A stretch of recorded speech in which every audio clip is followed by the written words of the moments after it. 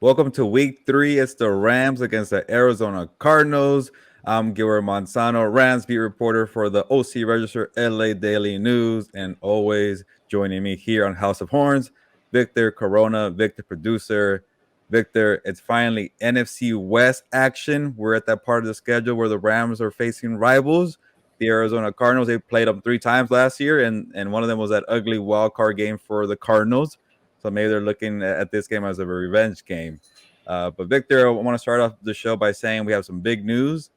House of Horns, over 100 subscribers on YouTube. Yeah. We are excited about that. Victor, it's week 3, and we're already at 100 and something plus. Keep going up, Victor, subscribers. How you doing, man? I'm doing well. Yeah, thanks to that Cooper Cup video that you had. Thanks to everybody who's been subscribing. We appreciate that. I think the next step for us is to get people to comment so we can get some questions in for you and myself, and that way we can add them to the show here. But we'll get there. We're slowly building the brand. The Compas on the B network is growing little by little, so it's awesome. But how about yourself, man? I know you had a long day at Rams practice. Yeah, and then I'm here with my at my girlfriend's apartment. You probably see the background's different, but I'm here at Caroline's, and she has multiple cats now. She had one cat, now she has two. So if you hear a cat crying in the background, Victor and viewers at home, you know why. So yeah, that's an adjustment. Two cats here in the house, but that's okay. Won't complain. It was a good day of practice. In the locker room, got to talk to Matthew Stafford, got to hang out with Jalen Ramsey in the locker room. So everybody's fired up for this NFC West game. And then Victor, before I forget, yeah, you're correct. I want more engagement on this channel here. Yeah, I want people to ask questions. We tried doing a video saying, "Hey, ask us questions. We want to answer them here on this podcast." Uh, a game preview episode, but I'm not afraid to say, we didn't get a comment. I think people are just a Yeah. little shy, a little timid right now. Eventually, Yeah. we'll get people going. We're encouraging. We want people to, jump on. You'll be surprised. We'll drop some knowledge. We'll help you out. We'll try to answer all those questions.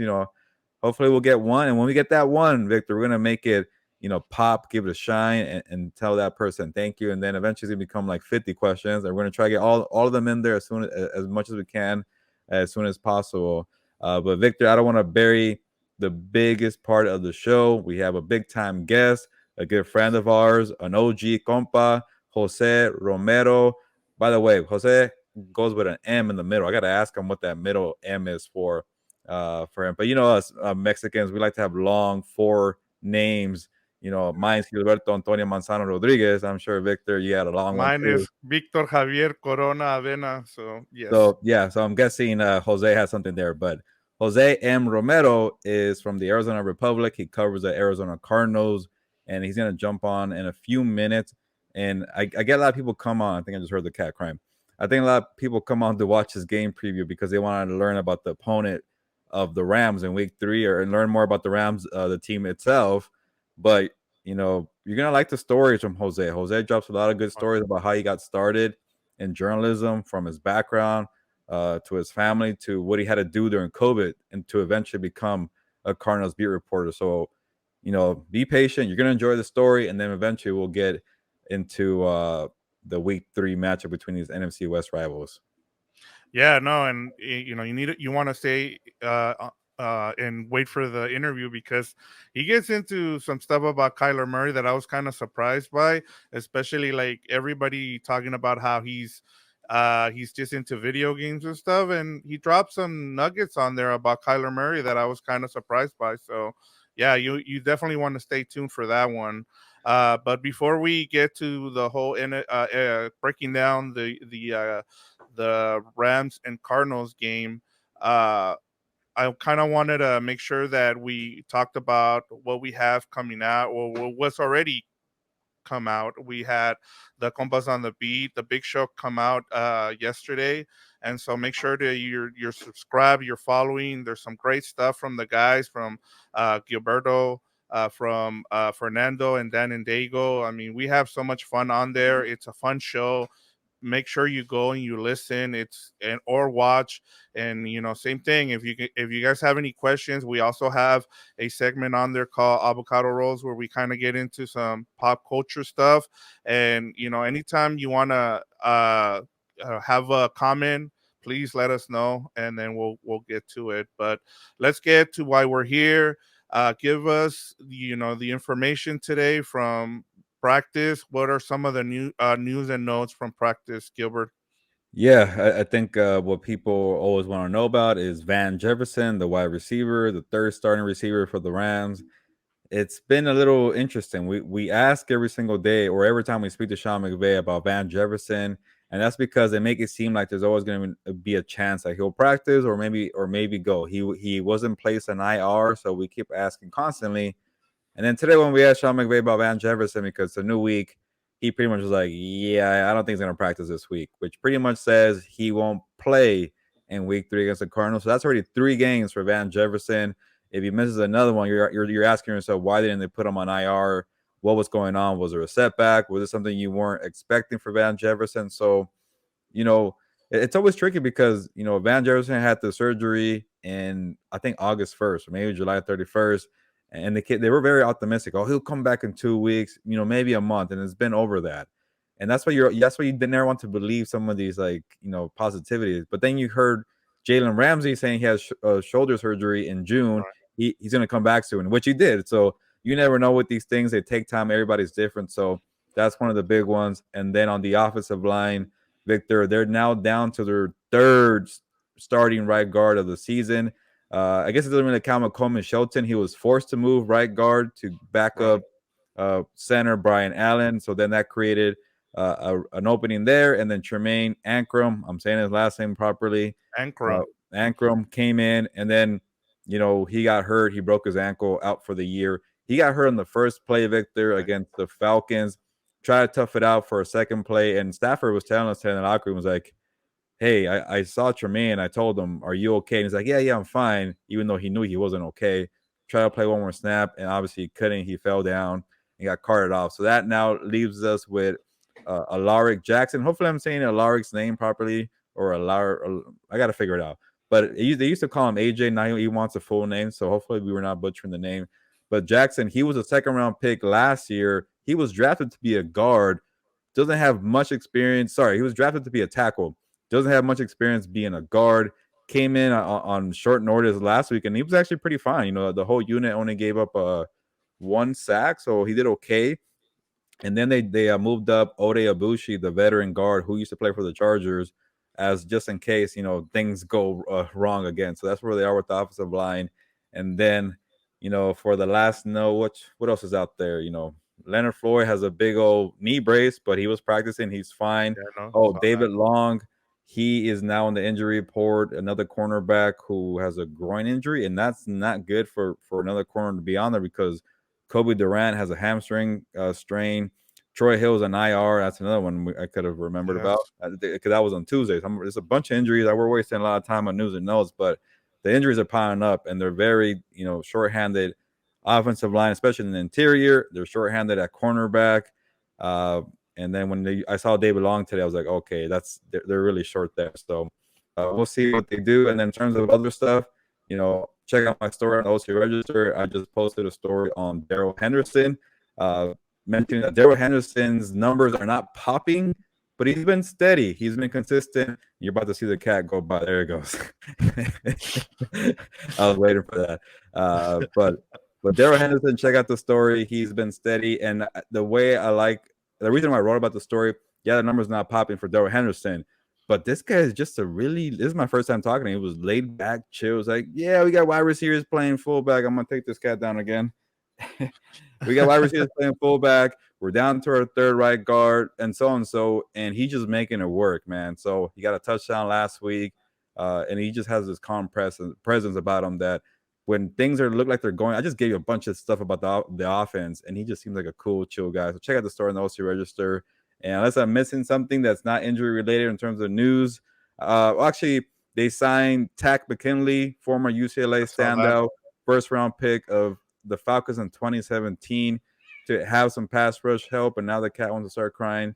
Victor. It's going to be a long show, but yes, Yeah. he signed Tack, and we'll see how he does. Yeah, no, I was gonna say I thought one of the cool quotes from your story was Cooper Cup, the whole block about him blocking Cooper Cup blocking for Daryl Henderson on that touchdown. I thought that was a really cool quote from that you got from him.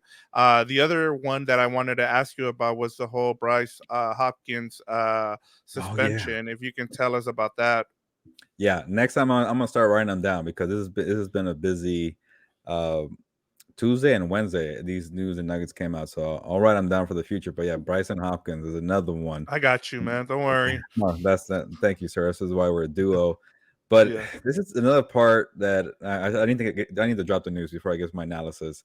But yeah, Bryson Hopkins was suspended 3 games without pay for substance abuse, which makes me think it's like a marijuana base or something. I don't know, but it doesn't sound like it's PED. So he was suspended for 3 games for that. And then now technically they have only one tight end on the active roster as of Wednesday, which is Tyler Higbee, obviously. So I wouldn't be surprised if they move up a Roger Carter from the practice squad or a Jared Pinky from the practice squad to have more than one tight end, Victor. Yeah. But the crazy part is like, does it really matter? Unless the Tyler Higbee goes down, it definitely matters. Uh, Right. but Bryson Hopkins only had 4 snaps offensively in the first game and another 4 in the second game, and Yeah. 0 a donut in terms of target. So that's Yeah. my other point of being annoyed at the preseason training camp because we spend so much time on these guys like, oh, Bryson Hopkins, he's looking good. And then the season comes and not much is going on. And he's suspended 3 games. So yeah, that could be an issue. Victor, Tyler Higbee being the only, at least experienced tight end. But when you got Ben Skoranek helping out as a blocker, he could play a fullback, he Yeah. could play tight end. Then you could, call up, Jacob Harris. Maybe Yeah. give That's Lance what I was gonna McCutcheon bring another up. guy. Yeah, Yeah. Jacob Harris. These guys from the training camp we're talking about, bring them up because they're Yeah. very thin at tight end. And Victor, I don't know what else do we have because my No. brain is fried. But they're No, good. no, that's it. Let's get to. We don't want to bury our guest here, so let's go ahead and get to our guest. Jose. I want to start this interview segment by saying we're here. We've arrived because our guest reminded us that we're here. We're doing it. And I'm so excited to introduce this guest because he's an OG, real compa, a supporter from afar, just telling us that he's been watching us for the last few years, growing our Compas on the beat. We're branching now to House of Horns. Long overdue. But our guy, Jose Romero, Arizona Cardinals beat reporter for the Arizona Republic.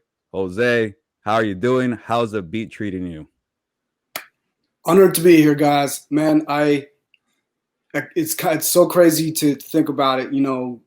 7 seasons covering the Seattle Seahawks back in the early 2000s, and here we are all these years, 15, 20 years later, and I'm back covering the NFL, doing the Cardinals.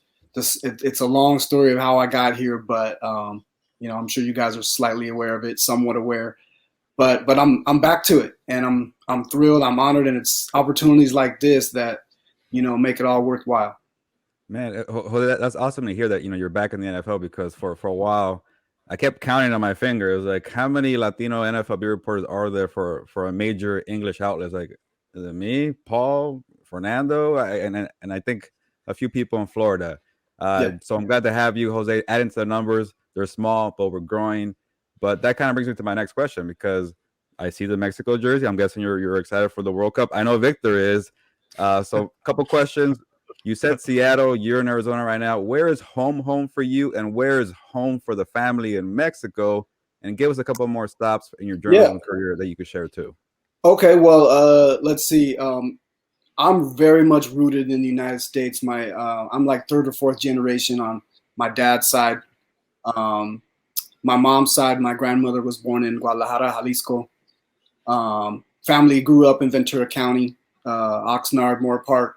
Moore Park represent, man. Love that place. Yeah. Yeah, Drake But, London. 805. Yeah, that's the home area where it all started for my parents, who grew up only about 20 miles apart. And they came up to Oregon before I was born, and my dad was a graduate student at the University of Oregon. He's like a really super smart, brainy person, and always has been. And and that's where I was born. So it's been Oregon for life ever since. And went to the University of Oregon. I was born to go there because my whole family, my mom and dad went there, my sisters went there, I went there. So we're big ducks in our house. And you know, so the roots are in Oregon, the Portland area. Going back to Mexico, pretty far back. I don't even think I have family there anymore, to be honest. I couldn't even tell you. But home now is in South Phoenix in Arizona. I love my neighborhood. You can go. This is the type of neighborhood where you could go the whole day without having to speak a word of English. So it's really cool. Like, I've never really had the experience of living in a largely Latino or Mexican neighborhood in my life, and this is the first time, and it's pretty cool, man. It's pretty wonderful. So with the career, man, it got started many moons ago in the mid 1990s after I got out of school, and mid to late 90s when I got out of school. And you know, I was a late start. I got kind of a late start to the whole thing. Thought I was going to be a teacher for a little while. Somewhere along the way, a family friend said, "Hey, you're a good writer." And I'm like, "You think so?" And then I went to work at a TV station, and the news director, who eventually fired me, told me that I was a good writer. So I kept hearing from people along the way, "You write really well." And so it finally clicked. Maybe I should pursue this a little more. So the family friend offered me a position as a freelancer at her newspaper, which was a bilingual Spanish and English paper in Portland. And from there, it just took off, man. I got a job at a small bi-weekly paper in the Portland area. Got an internship with the Seattle Times. Moved around to all their papers: Yakima, Washington; Walla Walla, Washington; Pacific Northwest, all the way. And then ended up in Seattle. Spent almost 11 years there. Covered the Seahawks, covered the Seattle Sounders for their first year in existence. You know, college sports. Started out in high schools, paid my dues. Man, that was good. I look back on that, and those were some of the good times, man. Even though it was hard, it was just good, you know. And moved to Arizona without too much job prospects because I really wanted a family. I wanted to get married and start a family, and to do that, I made the move to Arizona, and it took a long time and a lot of years of freelancing, a lot of hustling, a lot of working at Costco, pushing carts in the summertime in the heat, just odd jobs. I mean, I was an usher at the Cardinals Stadium in 2010. Wow. I was an usher. I was like showing people to their seats. I was like looking out for people fighting. You know, I had like a walkie-talkie just in case, you know, so I could call the cops. But I mean, I just look back on all these little odd things I did in my adult life, man, when I'm supposed to be in the prime of my career, you know, but I'm doing this stuff, trying to get back. And then I taught at Arizona State, tons of odd jobs. Finally landed a job at Arizona at the Republic after years and years of applying. You know, I probably had 4 different applications that got turned down. And here we are. 2020, I got hired. 2 years later, covered the hockey team, Coyotes, for my first 2 years, and then jumped over to the Cardinals. So I hope that did not take up too much time, but that's it. No, that was awesome. No. And I just wanted to say, for those that don't know, I know I was telling Gil and Jose before we jumped on that Jose actually gave me my first shot out of college. And so I got to do a couple of stories. I was able to do the Julio Urias story at the Sporting Nation. But you talked about it as you were talking about, you had a story on Somos Sports about your 3 months as an essential worker. Can you give us just a little bit of that? Talk about that. Oh man. Okay. So it starts in March of 2020, right before the pandemic hits. I'm freelancing for the Associated Press. I'm going to spring training. You know, I'm going all over the valley here to different spring training sites, doing stories for the Associated Press. Awesome gig. I did it every year for 10 years. And it was a good money maker for me. But COVID comes around, right? Coronavirus comes, shuts down everything. And I remember just, you know, thinking to myself after that Thursday, it was a Thursday, I'm pretty sure, when they shut everything down. The last interview I did was with Kendall Graveman, who's a pitcher. I think he's still playing. Reliever. Yeah. Still pitching. and that was it. And then everything shut down. I never went back. Obviously, spring training was canceled. And I'm thinking to myself right away, okay, everything's dried up because the freelancing's dried up. There's no sports, nothing going on. I'm a guy who can't sit still. I got to work. I got to contribute. I have a family. So, my wife is still working, and I decided, look, I can't just sit around and, do nothing. Immediately I figured that the grocery stores and like the big stores would be the ones that were going to be hiring because, people still needed stuff. So I was online. I looked up Costco. I saw that they were hiring. I think I called a number. I clicked on something, and then I called the phone number. I got a call back like literally 5 minutes later, and this was like at 6:00 at night. They're saying, hey, come on down to this store. We'll see what, when you're in. So as soon as I get there, get my badge, get all set up, the next 2 days later, I start work. And man, it was hard. I have so much respect for the Costco employees because you have to be constantly on the move, like on the go. They don't let you. I mean, like they have like Hawkeyes everywhere because they watch you. If you're not like doing something, then they like get on you. And and I'm like, I'm an older guy. Like I don't need somebody telling me what to do, right? But it's going back to that roots of like I worked in a grocery store when I was in high school, and because it kind of felt like that. But we were all just temporary employees. And anyway, some guy recommended to the manager, hey, we need some help outside on pushing the carts around, putting the carts back in the cart areas. And it was, it's in the summer, man. It's like 110 degrees out there in Phoenix. I don't want to be out there. I'd rather be inside, like boxing up groceries. But lo and behold, guess who gets stuck out on the cart crew? Me. So spent a lot of 3 months, summer nights out there in the heat, man, wrangling carts, man. It was a shock to the system. It hurt my pride, but the friendships I made in that short time, the people I worked with, man, just good people. A lot of Mexican people. I mean, this was a store out in East Phoenix, pretty close to a really pretty nice neighborhood, and Scottsdale too. But yet the employees, I related to a lot of them. And so we had a guy from Jamaica. We had some Hawaiian people.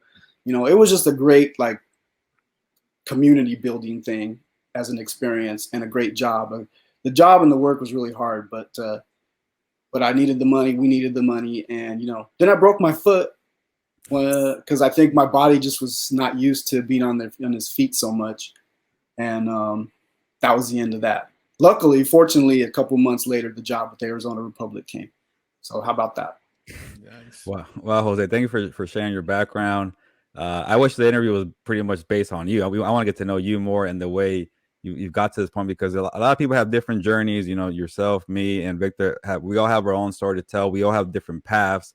Usually for us, Latinos, it's a little longer road to get to where we want to go. Absolutely. In this business and journalism, but we're paving the way. We're putting our dues. We're working hard.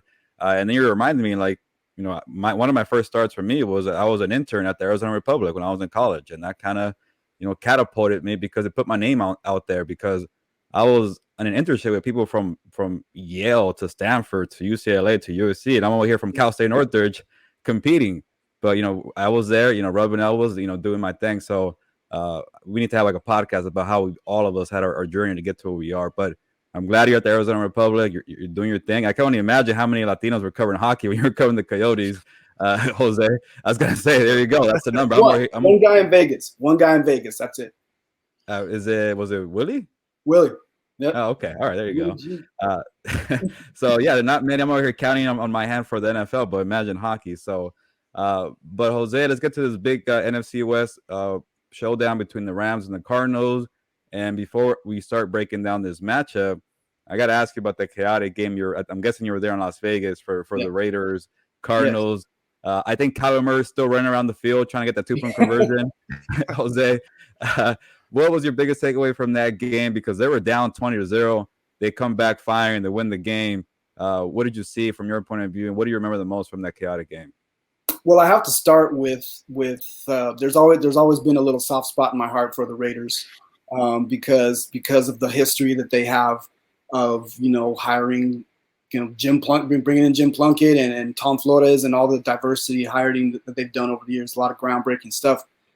So, and I think we all got a little Raider in us, right? As Mexicans, as Latinos, So when I'm walking around outside on the tailgate, it's like a family reunion. Like, it was like I was back in Ventura County with my primos and my tios over there, and that's what I loved about it. The whole Vegas experience. That was what stood out for me non-game. Just being out there and seeing all the people faces painted and being Raider fans, and I related because it's the first game I ever did first road game I ever covered as a beat writer for the Seahawks was Oakland Coliseum Raiders.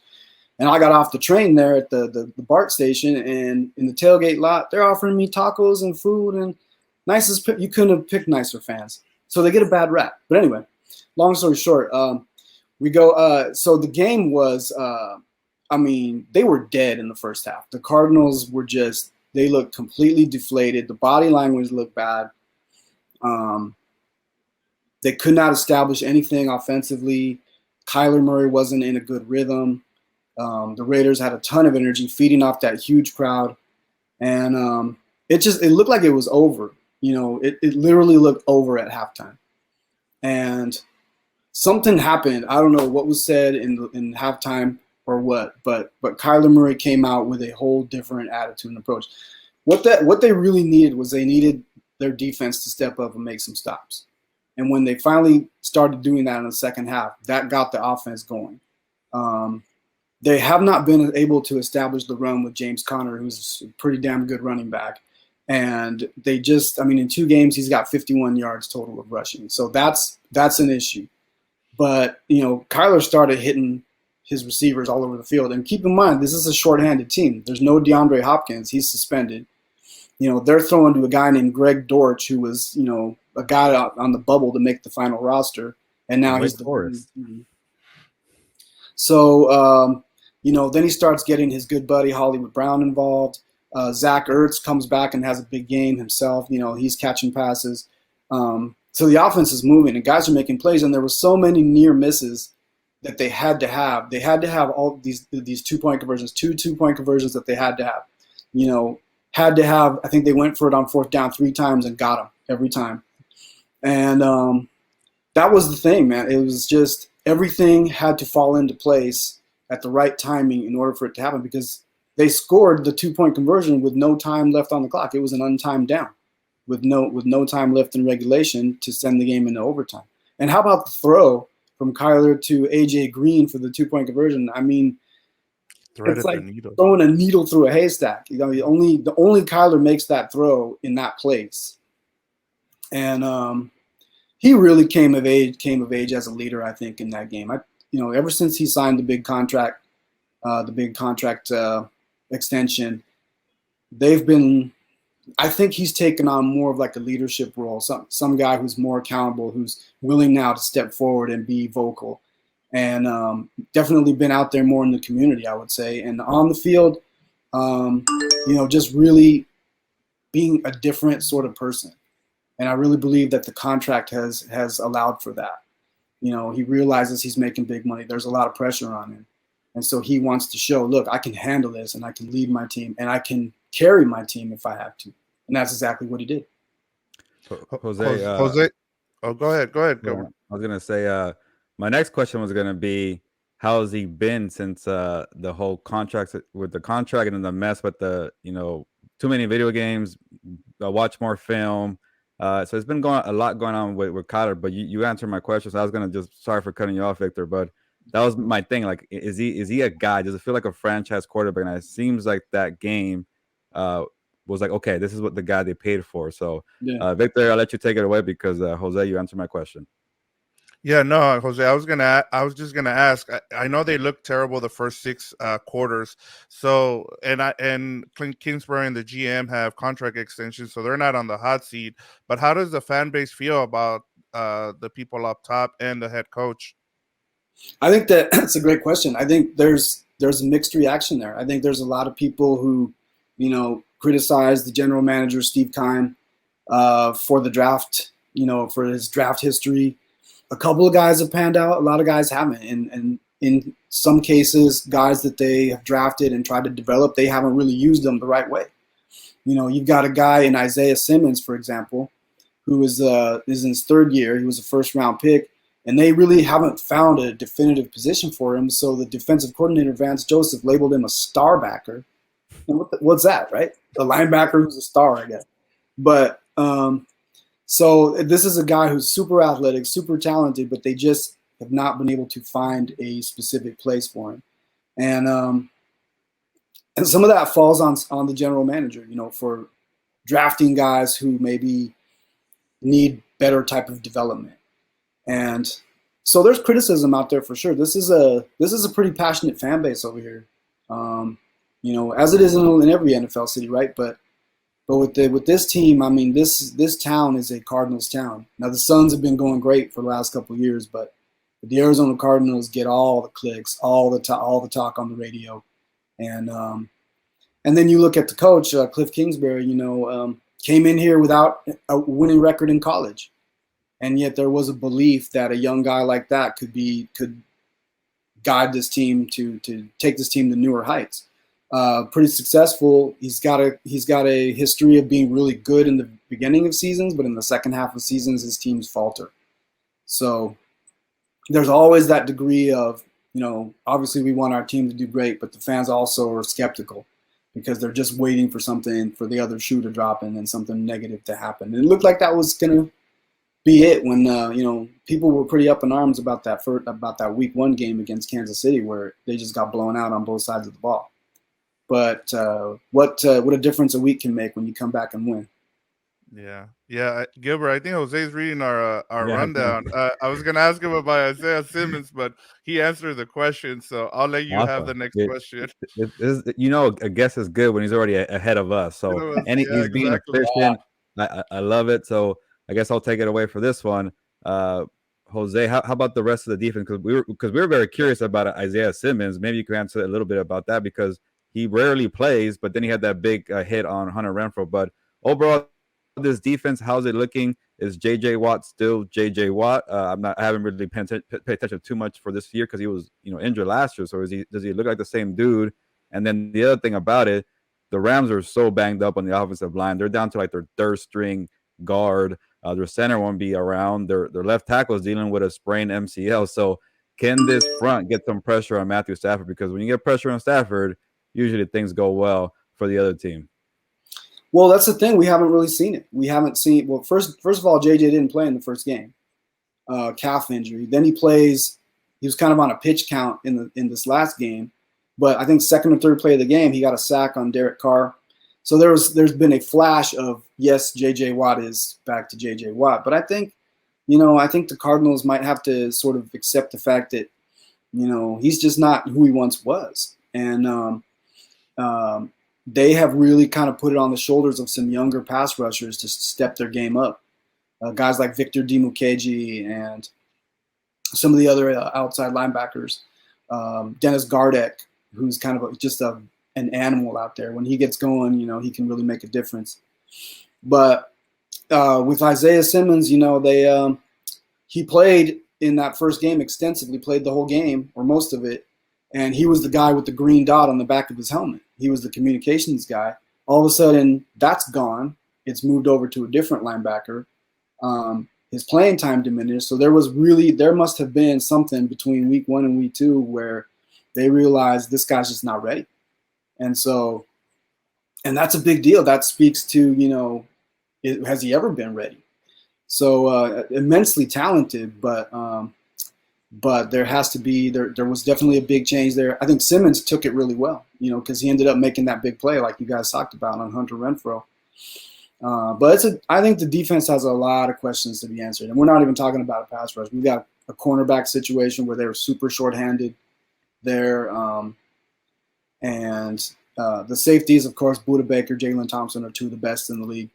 But that defense still has a lot of proving to do. Wow. Okay. And Jose, one more football question. I'm gonna get Victor to squeeze in a non-football question here. I know he's dying to ask this question, but one more football question, and it's because again for the Rams, another place they're depleted is a secondary Troy Hill has a groin injury, so he might not play. Their rookie who stood out against the Falcons, Kobe Durant, might not play. That's pretty much Jalen Ramsey and a bunch of unproven guys. So, but on the Cardinals side, they don't have DeAndre Hopkins. How's the rest of the receiving core looking? You kind of brought up already. Yeah. So I guess give me a summary of this offense. Was it kind of a thing where they just clicked for one half and had really bad 6 quarters before that? Or is this an offense that can compete with the Rams, with AJ Green and Hollywood Brown and Greg Dortch, like you mentioned? His quarterback in college was John Wolford at Wake Forest, the backup for the Rams. The connection right there. But overall, this offense, can they take advantage of a banged up secondary with the Rams? I think so. I mean, AJ came up big in the last game. He had a drop like right before he caught the 2-point conversion and then made that play. So this is a guy who's clearly beyond the prime of his years, but still an effective player. Dortch has a chip on his shoulder. He just wants to go out there and ball out and show everybody, you pass up on me. The Cardinals gave me a chance, and I'm going to burn you. He's also pretty effective as a return guy too. And Hollywood Brown and Kyler have that connection from Oklahoma. They're best friends. I think that connection kind of started to show itself in this last game against the Raiders. Made a great catch, Hollywood did, in the fourth quarter on the drive, that tied the game. And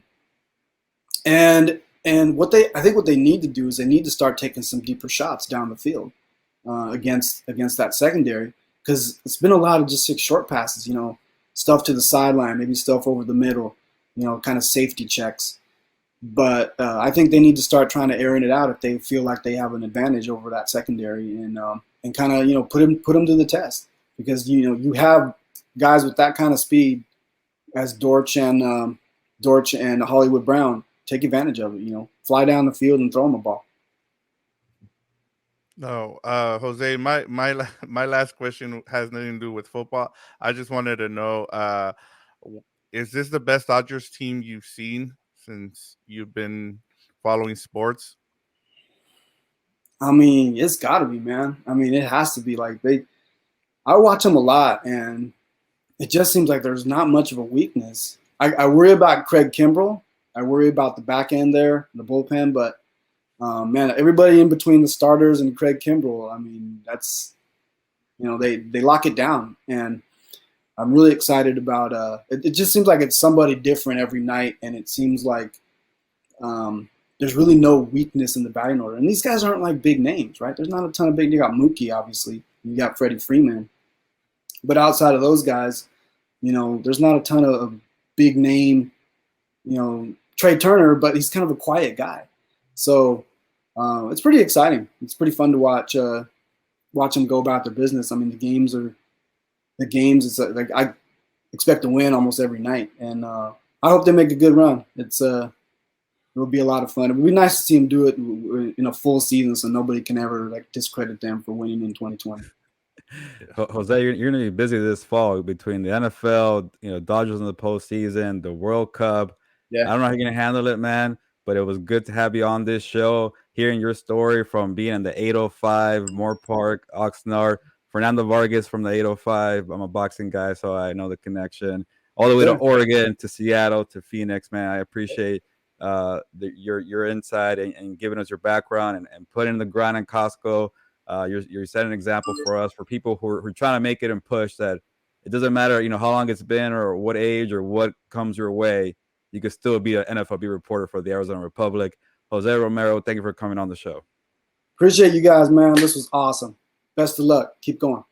Victor, like we said, there was a bunch of stories that weren't football related with Jose M. Romero from the Arizona Republic, but I think they were worth it. I think people, if you listen to the interview, definitely enjoyed that, hearing the background, because sometimes, people want to know, how do you become a beat reporter? How do you cover football? How do you get into an NFL locker room? Well, there you go. That's a long path, a long grind from Jose. But then he got into it, man. He dropped knowledge about J.J. Watt, the secondary, Kyler Murray, Isaiah Simmons, the speedy wide receivers without DeAndre Hopkins. So there is so much to unpack there that now I'm ready to break down this matchup from the Rams' point of view, Victor. Yeah, no, and for me, it was just like some of the nuggets that he dropped. where I had no idea about. Like I was trying to remember like some of the stuff with Kyler Murray, like we talked about earlier, where he talks about that he sees him as a leader, which is has been one of the things that has been questioned now since he came into the league about him being a leader. And so that was kind of surprising to hear coming from him. So it looks like he's starting to turn that corner now that he got paid. Now we're gonna see whether or not he can take that next step. And hey, it's his team, man. He needs to take over now. Yeah, and I know we're gonna get into player matches, but I feel like I want to give a little segment just to Kyler Murray. I know it wasn't in the rundown, but I feel like Kyler Murray, man, just I don't want to remind you, Victor, but you watched that Raider game and Kyler Murray, Yes. you know, I guess I'll ask you because it's been a very shaky career for Kyler as a passer, at least. We all know what he could do as a scrappy. I was asking Bobby Wagner. I was like, is there any benefit for a quarterback being that small and then that shifty? And he was like, yeah, you think you're gonna make a tackle? He goes, around you through your legs, whatever. You can't grab the guy. So that's very unique. But then how about the passer, the leadership, reading defenses? Is he better at that?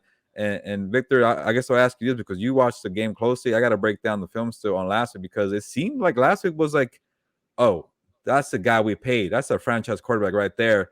Did it feel like that this guy could be an elite quarterback in the future? Because it's already year 4 for the guy. We can't keep talking about potential and promising after you got paid too. Does it feel like this guy's a guy?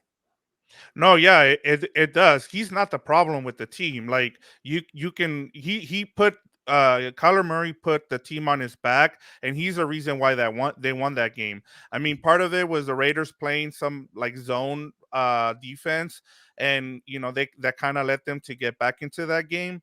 But no, Kyler Murray can make every throw. Like he has one of the most beautiful deep balls that you'll see, and that's another thing. The thing is, right now, is that some of his weapons aren't available, like DeAndre Hopkins, like Jose talked about.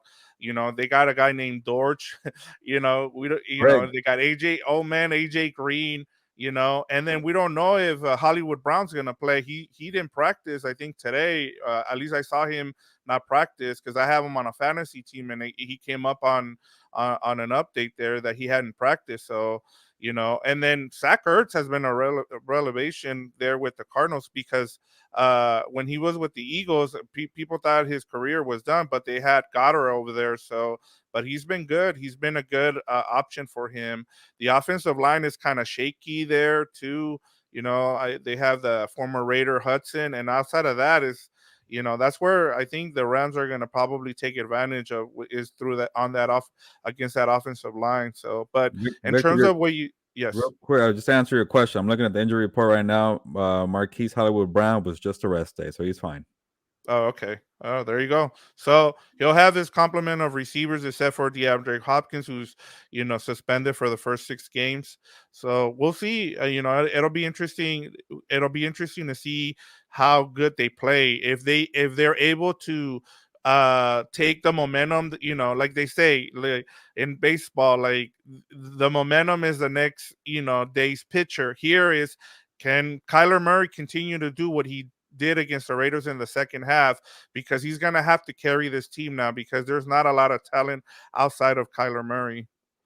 Yeah, you kind of already stole my matchup to watch, so we'll get into it. But no, but Yes. just to go off of that, it's a good point because you're telling me Kyler Murray has a pretty deep ball. He's going as a thrower, not just as a scrambler, and he has a lot of speed with Hollywood Brown and Greg Dortch, hopefully I'm saying it right. But I know Greg was a college teammate of John Wolford at Wake Forest, and John Wolford, I spoke to him in the locker room about Greg. He's not surprised because this guy broke records at Wake Forest. He just needed a shot. I think he got hurt too, and that's why maybe he went undrafted or he fell, whatever the story is there. But he spoke really highly of Greg. So they have some speedsters, and then you don't have no Troy Hill, probably no Kobe Durant, and then David Long's in the injury report. That leaves you Jalen Ramsey and then Robert Rochelle, who has played 3 snaps defensively all year, and then Deion Kendrick, the rookie, who has not been active for any game. That could be an issue. But I'm going to take the flip side real quick, Victor, and then because our good friend, Jose M. Romero, this is why we have people on the show, was telling us that secondary is pretty thin and shorthanded and inexperienced. So I know the defense did, great against the Raiders in the second half, but this could be maybe the game that Matthew Stafford and the offense finally get some explosive plays. They never get anything down the field. It's very slow kind of approach. They're just clunking down the field. Cooper Kupp, bailed them out on a third down. Oh, there's some plays here for Allen Robinson out last week, but there's no like a 40-yard play or like they're from like the 20 instantly in the red zone or whatever. There's no deep there with a Tutu Atwell that we're expecting. Ben Skoronek's not doing that because he's playing fullback. So it just feels like a lot of intermediate throws. So if you want to take advantage of this, shorthanded secondary, this could be the game finally for these guys. And I get the whole scheme where you're playing the too high shell and they don't want to give you anything up top, and that's been affecting them too. And then also the offensive line with pressure, and you have very little time to make things work up the field.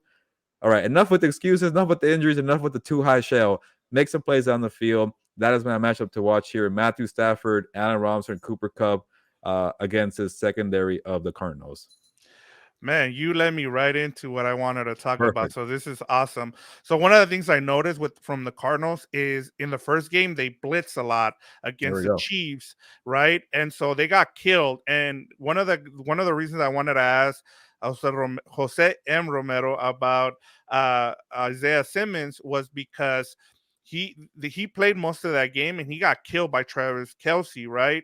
And then you follow it up against the Raiders, and then Darren Waller's having a field day in the first half, and for some reason, the Raiders stopped going to it, and the reason is because they started playing zone. They stopped blitzing and they started going zone against the Raiders offense, and so that's what allowed the defense to kind of play better. And Isaiah Simmons only plays. So for me, my player matchup is Tyler Higbee because the Cardinals are One tight end notorious on the for roster.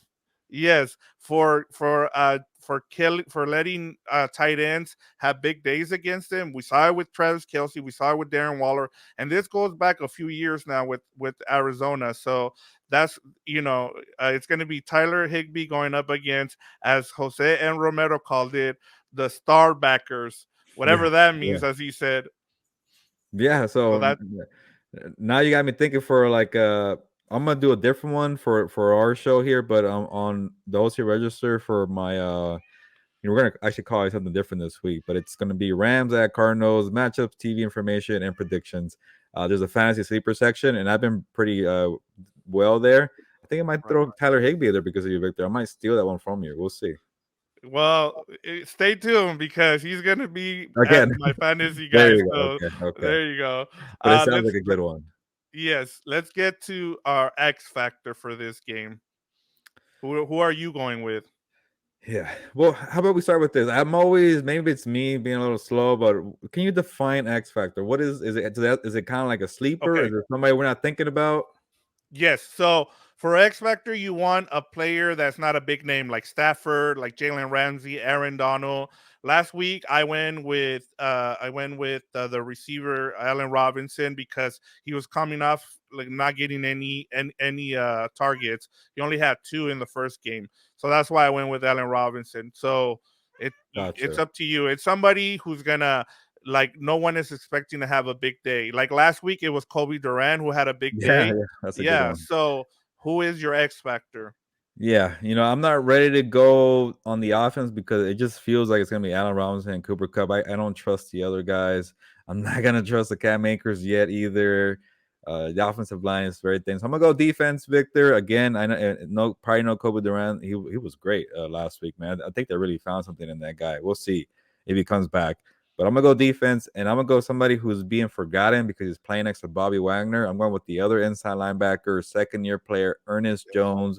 And we spoke to Bobby today, and he was just, praising Ernest and, like I said, the little things that he does. So, if you have to have a linebacker, or sorry, if you need a linebacker to cover, say, Zach Ertz, there we go. Zach Ertz was having, new life in Arizona. I think Ernest Jones could help out. Maybe he's not the best in coverage, but he handles his own. And say Bobby Wagner's gonna be that extra blitzer. Like he has a sack in the last 2 games. You're gonna need some help in the middle, and I think Ernest Jones could do that. And then you can even flip it. Maybe it's Bobby in coverage, and then I think Ernest Jones is has a nose for the ball. He can make plays. He can help you out in the running game. He can help you out as an extra pass rusher on the edge or as an extra blitzer. So I think it's going to be the game where you actually feel Ernest Jones, or you see it on the field. You see the impact plays. Like they like where he is at all times, but it just doesn't sound or seem like, okay, there he is. You can't easily spot him. So I think this will be the game where he'll do, maybe have like a forced fumble or something, a few batted balls. I think Ernest Jones will be an X factor to help out here with this talented Cardinals offense. That's a good one. And we're thinking again, we went from the offense, and then here we're gonna go with the defense as well. I'm gonna go with the defense as well, and I'm gonna key on the safeties, and especially Nick Scott. Nick Scott is my pick this week because they're gonna have to help out. We don't know, we talked about, we don't know the status of Kobe Durant with Troy Hill on IR now. We don't know who the other cornerback's going to be opposite side, Jalen Ramsey. So for me, it's going to be those safeties and how are they able to contain Kyler Murray? You don't want him doing what he did against the Raiders, where he's running around for 40 seconds, to be able to score a 2-point conversion. So the safeties, I think, are going to be huge in this game, depending on how Raheem Morris uses them, whether, they put them as a spy, because I don't know if they're going to use some of the linebackers as spies, whether they want to blitz him. That was the other thing that was just frustrating watching that Raider game too in the second half. Patrick Graham refused to blitz Kyler Murray, which is something that Kansas City did, and they were able to take advantage of that. And I think you have to, at some point, take some chances on some blitzes, because I think most teams are afraid that he's either going to run or get on the edge and run, or he's going to beat you down the field. And I think here it's where the safeties come into play for me. And so for me, it's gonna the X factor is Nick Scott. No, that's a good one, especially because they play a lot of heavy 3 safeties anyways, and not just like in these dime packages. They use them in a variety of ways. So I think that's going to be a benefit for the Rams because they already have 3, and then that way, you just need an extra corner, or maybe they kind of get this unique way where they make one of the safeties a cornerback. We'll see. Sean McVay is not afraid to get creative, like we saw fullback Ben Skoranek. So we'll see what they do with this adjustment, but. I actually caught up with Robert Rochelle in the locker room because he looks to seem like the guy who's going to be up, especially if David Long's groin injury is actually serious. So you would think it would be Jalen and then David Long, but if he can't go, I think Robert Rochelle would be next, and he seems very eager to show what he could do out there. So, and he's a promising player that they had high hopes for last year and didn't really pan out. So, regardless of who plays that cornerback in the opposite of Jalen Ramsey, I think you're spot on, Victor, on the safeties. All right, cool. Let's get to keys to the game. Who do you have? What are your keys for the Rams to come out victorious against the Cardinals down in Arizona? Yeah. I guess, we kind of already touched on it. I know just for the sake of time, but I think it's such a big deal is the scrambling plays, to get rid of the magician Kyler Murray. Obviously, like you mentioned, he does well with the deep ball. He's a good thrower, but just get rid of the magic plays, the extending plays. It's easier said than done. Obviously Mariota's not on the level of Josh Allen. Josh Allen burned them, as we remember. But Mariota didn't really do that. I think it was the first drive against the Falcons, and he was scrambling, getting out the pocket. I think I tweeted okay, here we go again. I can't stop this guy on the run. And then that 1 3rd down stop with Bobby Wagner on the blitz, never really saw it from Mariota ever since that one. So maybe they figure out something there, but Kyler Murray is just a problem. So yeah, that's definitely one of the keys. I know it's an easy one, Victor, but I just had to say that's big. I mean, because that's the guy you need to stop. Like I said, earlier, he's if he puts them on their back, they can win this game. It's up to Kyler Murray. It's the if you want to win this game, if you're the Rams, you need to stop Kyler Murray. That's where it stops with the Cardinals. And I think the other thing that we need to focus on too, and I honestly, while you were talking about this, it kind of reminded me is James Conner left the game early against the Raiders, and so you might have a backup there. We don't know if James Conner is gonna play against the Rams. So I know he was on the injury report. Did not participate. Ankle injury. James there Conner. you go. Yeah, so that's also, and they haven't been, as Jose M. Romero told us, they haven't been able to run the ball. So if they don't establish, it's up to Kyler Murray. So and the key to the game for me is going to be Sean McVay and how he uses the offensive line, the banged Yeah. up offensive line, how he helps them out, whether he uses Koranic again, whether he uses some of the running backs as you told us with Daryl Henderson, to chip or something on JJ Watt. That'll be my key to the game. If he's able to, game plan for that and give the offensive line help, I don't think Higbee's going to stay and block. Because you want him to be able to go up. But they got weaknesses on those linebackers. They drafted Savion Collins, they drafted Isaiah Simmons, and they don't use them right for whatever reason. And was part of the reason why I wanted to ask Jose and Romero about that was because I'm just like you're using these high leverage picks and in guys that are that people thought were going to be really good coming out of college, and yeah, you're not using them right. So that's where I think you can exploit it. So the offensive line is the key for me. If you're able to protect somehow by giving more personnel help uh to that offensive line, that'll be the key for me. All right, Gil, let's get to the fantasy football betting spotlight here. So we have the Rams as a 3.5 point favorites. The over under is 48.5, and the money line is at 185. How are you seeing this game? Yeah, 48. Well, last week I didn't get the over. I got it under, but I got the spread right. I said the Rams by 4. No way they're gonna get the 10 point. That was just insane. I don't want to spoil the prediction, but 3.5 is. I would just say this for 3.5 for the Rams. It just shows you that the lack of respect for the Cardinals, because say this game was in SoFi Stadium, this would be pretty much a Seven. touchdown game. Yeah, Yeah. 7 pretty much. So that's not a good sign for the Cardinals. Vegas is not taking them seriously, or maybe Vegas are just mad about the Raiders game. Uh, but I just had to say that. But I, Yeah. I could definitely see the over here, the 48. What is that? Just to do simple math, if both teams get over 25 points, easy math, I could see them easily being in the 30s. So maybe late 20s for sure. I think hammer home on the over, and then the money line minus 185. It's too risky when you have divisional opponents here. So I'll leave alone the 3.5. But I think it's maybe a little high. I don't know. I think it'll be a close game, but we'll get there when we get there. Yeah, no, I'm gonna hit the Rams here. I think last week was kind of the Cardinals had Kyler Murray go all Madden mode there, and he brought him back. But I think here the Rams, I for some reason the Rams just own the Cardinals. McVay has that magic touch here, so I'm gonna take the Rams here and the over. I'm gonna do the same. Play it the opposite way as I did last week, but like I said, early on in the games, especially when you have warm weather, you try to, especially here on the west coast, hit those games with the over, and then later on, as the season gets colder, then you start hitting the under. But here, and I'm not gonna mess with the money line here too. Like, there's no reason to, unless you were gonna bet the Cardinals, then you hit the money line. But Yeah.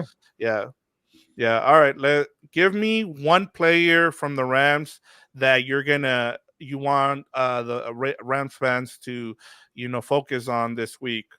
Well, you already took Tyler Higbee, and and man, because then I I feel mean, like let me give you some of the options. Why don't I do that? You have Stafford, who's a QB9 this week. He's projected to score around 20 points. You also have Cooper Kupp, who's also he's a wide receiver one, who's also projected to score around 20 points. And then you got the two running backs. They're both around 10 and 9 points. And then you can also maybe stream the Rams defense. yeah. I don't think so on the defense. I think the Cardinals, like I mentioned, I went over. It's going to be a high scoring game. And then it's too easy to pick Cooper Kupp. You're going to play that guy regardless. So I can't give you advice on Cooper Kupp. I guess I'll go with this one then, because I already had Darrell Henderson last week, and got you a goal line touchdown. It wasn't crazy, but I said get him in there. We'll get you a touchdown. So I will say start Stafford and Robinson. like we mentioned, our good friend Jose M. Romero. We got to figure out what the M is. It's really bothering me now. It's a banged up secondary. I think this is the game they finally get some explosive plays. And then, do I dare say, Victor, less than 2 interceptions for Stafford? Maybe just Oh, one there we go. finally. Like, that should be a prop right there. Does he go over 1.5 interceptions? Because it's starting to become a routine with him with getting two or more. So I'll say he's limited to at least maybe one or less. Maybe it's a clean game. And I think him and Allen Robinson have a good connection. I think start Robinson, start Stafford. Yeah, that's a good pick on Allen Robinson. I always forget that there's another receiver along Cooper Yeah, Kupp, and Allen Robinson is a great pick here because he should have had 2 touchdowns last week, and so and he's what, wide receiver 29, and he's projected for around 9 points. So there you go. I mean, Gilbert's giving you a good option here yeah, with and Allen maybe Robinson. if you're really hurting, maybe take this Greg Dortch guy because his secondary is banged up for the Rams too on the opposite side. Yeah. Yeah, and for me, like I said, it's Tyler Higbee. Like I even picked him up earlier in our league because I Smart. was like, I have Kyle Pitts. I've already soured on Kyle Pitts. I heard all this thing about how he was gonna, be the breakout guy this year. No, like I said earlier with the Arizona defense, their linebackers are not great. They're not even playing them right, and they get torched all the time. So and Tyler Higbee had a good game last week. He scored over 10 Yeah, fantasy points. So this is, and the Cardinals give up the they usually, the tight ends who they play against have their best game of the year against the Cardinals. So yeah, good stat. Tyler Higbee is the one to go with. All right, let's get to game predictions to close out the show. Who do you got, Gil? Honestly, I've been going back and forth. I'm not even confident at all about this because, I think about the Rams' weakness with the offensive line, but then I think about the Cardinals. Like JJ Watt, could still be JJ Watt, but then what else do they have after that? And then even like their linebackers are not helping out much, so there's not really like a ferocious front seven. So maybe they could get by. But then you start thinking, well, the depleted secondary for the Rams, they got a lot of speed, man, with these Cardinals weapons, and then Kyler doing his thing. So it's a lot of back and forth. So instead of just thinking about matchups and figuring out, and then the Cardinals are at home. It's a divisional game. The Cardinals are in a high too. Like I really was like leaning Cardinals, and then I was thinking about it, and then you kind of brought it up too on the show earlier. Is like when their backs are, say that the backs are behind the wall, and you need to adjust, and you're gonna trust the coaches. And I trust Sean McVay more than I do Cliff Kingsbury. So to scheme up something to get around these deficiencies, these injury hiccups, I think Sean McVay will scheme something up to make it not a benefit, but to just scheme around it and make it just go, keep the offense humming, which he did last week against the Falcons. So I will take the Rams here. I'm not too confident, but I think they cover for the first time this year. I will go. I had a high scoring game. Trying to think of Yeah, one. because 33. the Rams are 0-2 against the spread this year so far. Yeah, and then they're not really scoring high, so that's my other thing I'm worried about. So I might jack it up here, but I say they finally break out of the real. This is a real funk breaker. And last week they got 31, so I said this week they get 33. Cardinals get 27. They win by 6 points in Arizona. Wow, man. I came pretty close as well. I have them 35-29. Okay. I have it as a 6 point game as well. We talked about with you brought it up too, is I just think Sean McVay is gonna outcoach Cliff Kingsbury here. And the defensive coordinator doesn't scare me at all. Like some of the stuff, like he's either gonna blitz. If you blitz him, McVay's gonna have something for them. If you try to play zone, you can always run the ball with Cam Akers and Darrell Henderson, and then play some of that offensive line. Try to help them out with either a Skoranek or some of the other guys that you can bring in. If they bring up Jacob Harris or even Carter, that'll be something where you can use an extra guy there to help out with JJ Watt. But yeah, I really like the Rams here. If it was, and I know it's a divisional opponent, but McVay has owned Clint Yeah. Cliff Cliff Kingsbury. Kingsbury. Yeah. So he's on them. And if it was someone else, if it was, the Niners or something, I probably wouldn't have picked the Rams Yeah. here, but it's the Cardinals. I mean, he's done well against the Cardinals. Yeah, I keep thinking one of these weeks we're gonna go separate ways on the prediction. Not this week. For the last 2 weeks in a row, we've gone with the same team, so we have the same record. But maybe next week, Victor. But by the way, one fun story before we leave: we were on the phone call with Cliff Kingsbury, the Rams-Beat reporters, and he just has like this smooth voice. Like he wasn't on video, so he's just talking on the audio.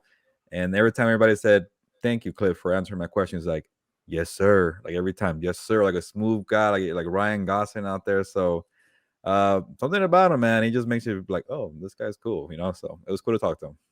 Yeah, But and I as mean, a teamer, I don't know.